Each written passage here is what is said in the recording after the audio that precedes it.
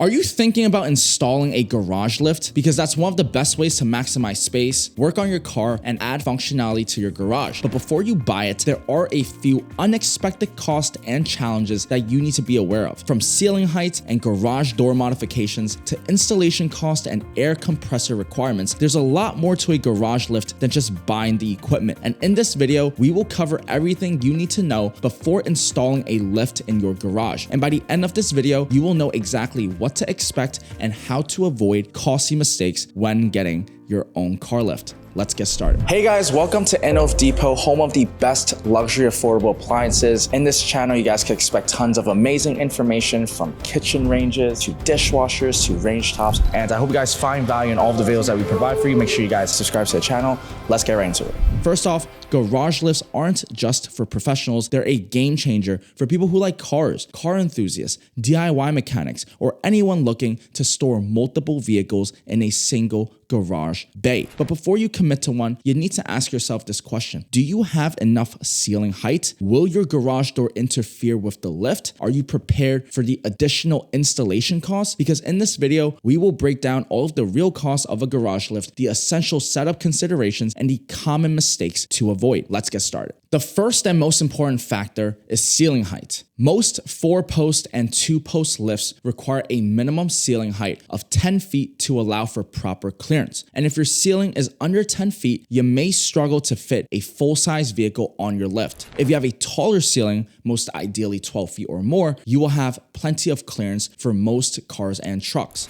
Now, in order for you to determine if your garage could accommodate a lift, follow these steps. First, measure your garage height from floor to ceiling. Then you will have plenty of clearance for that there's enough space when lifted. And finally, you want to factor in the lift dimensions. Most 4-post lifts require at least 6 feet of clearance above the top vehicle. Now, a common mistake that people make is not considering their garage doors track system. You see, standard garage doors have horizontal tracks that extend into the ceiling space, which could interfere with the lift. A high lift track conversion allows the garage door to open higher, maximizing clearance for your lift. Side-mounted garage door openers help eliminate these clearance issues, but if you don't modify your garage door, it could prevent your vehicle from fully raising, making the lift useless for certain cars. Now, let's talk about installation costs or any unexpected expenses that we are now expecting because of this expected video. Buying a garage lift is just the first expense, okay? Installation and modifications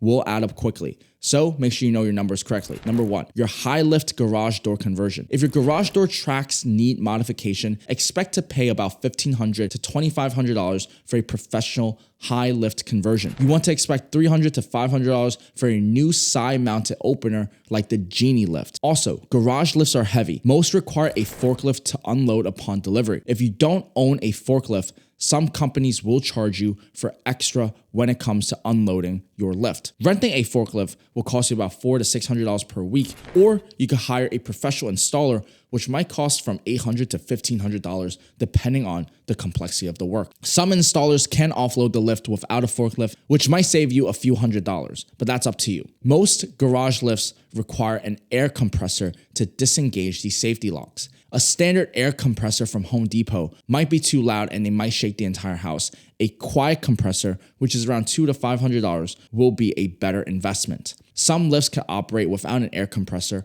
but most will require one for safety operations. Now, when it comes to electrical setup, you have two options. You have 110 volt or 220 volt. 110 volt lifts take longer to raise and lower, while 220 volt lifts provide faster operation and more power. Now, when it comes to choosing the right garage lift, there are different types of lifts and each has its own advantages and limitations. 4-post lifts are perfect for parking 2 vehicles in one space. They're easy to install because no floor anchors are required. They're more stable than 2-post lifts, but the downside is that it can be more expensive and it does require garage space. Now, when it comes to 2-post lifts, these are best for repairs and maintenance. They're cheaper than 4-post lifts, they take up less space in your garage, and they're better for tire, brake, and suspension work. The downside is that it is less stable than 4-post lifts for vehicle storage. Now, there's also scissor lifts and low-rise lifts, which are best for lower ceilings.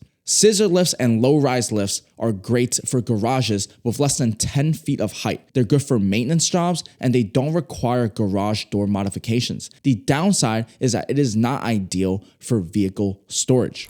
Even with the right lift, mistakes can still happen. So here are some common mistakes to avoid. Firstly is forgetting overhead clearance. If your lift is too high, you risk crushing your roof against the ceiling. The solution to this is to use tape markers on the lift post to indicate a safe stopping point. Another mistake is ignoring safety features. All lifts have safety locks that must be engaged before working underneath the car. Never rely solely on hydraulic pressure. Always engage in the mechanical locks. Another mistake is not installing protective padding. If you park underneath the lift, be prepared to hit your head when walking around. The solution to this is to install foam padding on the bottom of your lift to protect yourself. Now, at this point, you might be wondering, is a garage lift worth it? Well, if you need extra parking space, if you want to work on your car easily, if you have the required ceiling height and garage door clearance, and you're prepared for installation costs, then a garage lift would be a great investment. However, if your garage is still too small or they require costly modifications, a storage solution like ramps or car dollies may be a better alternative. If you're ready to maximize your garage space, research for the best 4-post and 2-post lift options down in the link below. We also have a 24/7 live chat customer service to help you with all of your lifting needs. Guys, if you guys have any questions or if you guys found today's video valuable, make sure to let me know in the comments down below. And as always, I will see you all in the next one. Cheers.